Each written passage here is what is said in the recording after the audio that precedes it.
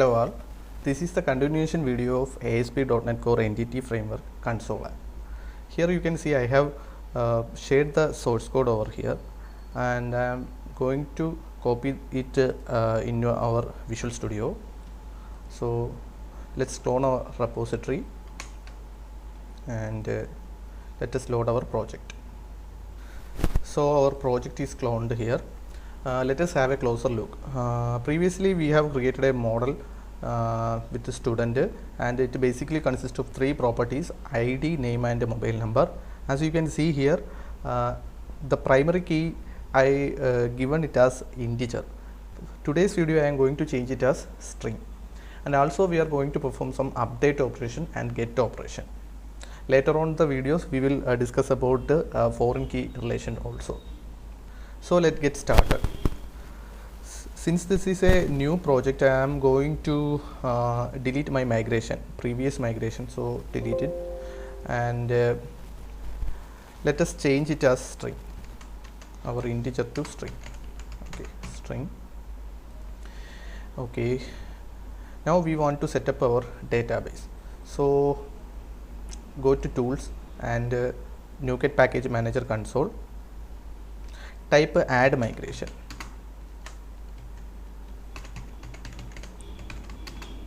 I'm going to name it as first. Basically this will create the migration files. So let us create our database. So update database.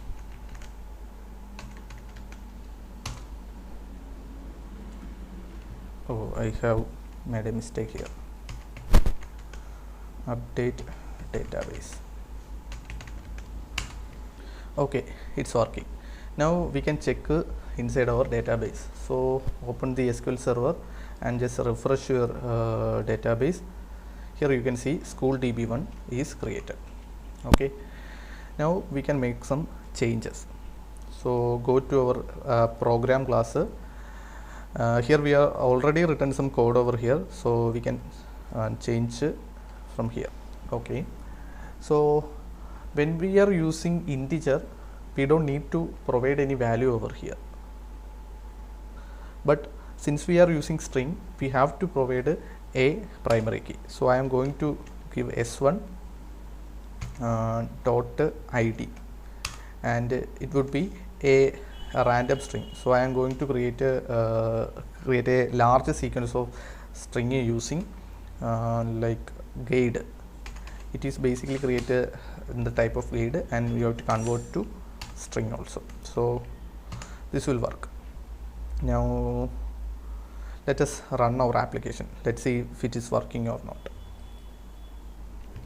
Our application built successfully. So open our database, and inside our table you can see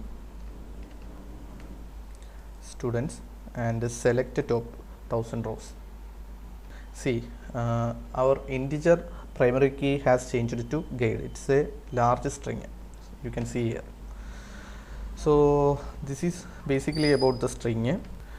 Now we can do some update operation. So let's do that. For that, first of all, we have to get entry using ID. So I'm going to do that, like get data. I am creating a variable like data, or maybe student. That should do. And the student here, OB is the database student DB app DB context object. So I'm going to paste it here, and our table name is students, and from that I am going to find.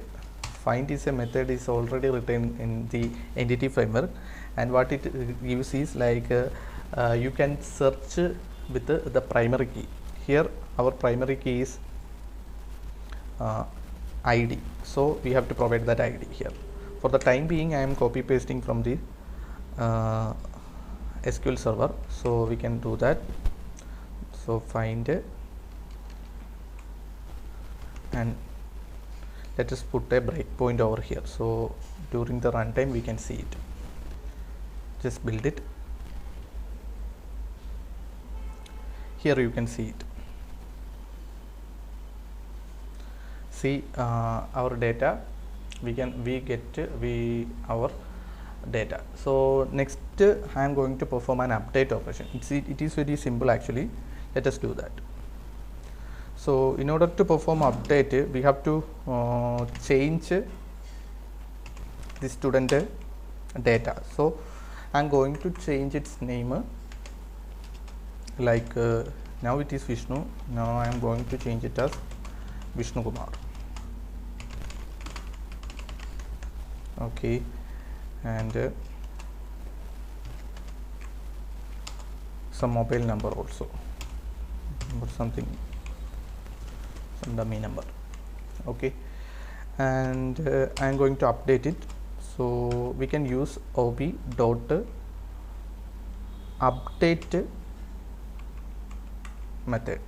So update, inside that we can pass that student object. Okay, and save change will give that changes. So this time I am not using this line of code, so I am trying to comment it out. We don't want to add any new objects. What we are doing is we are retrieving an object of id this, and we are updating that value.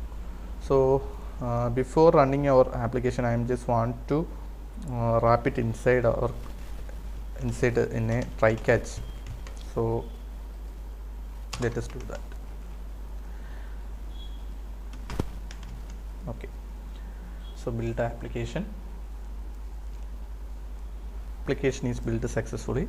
So let us check inside our database also. So here you can see that updation has worked properly.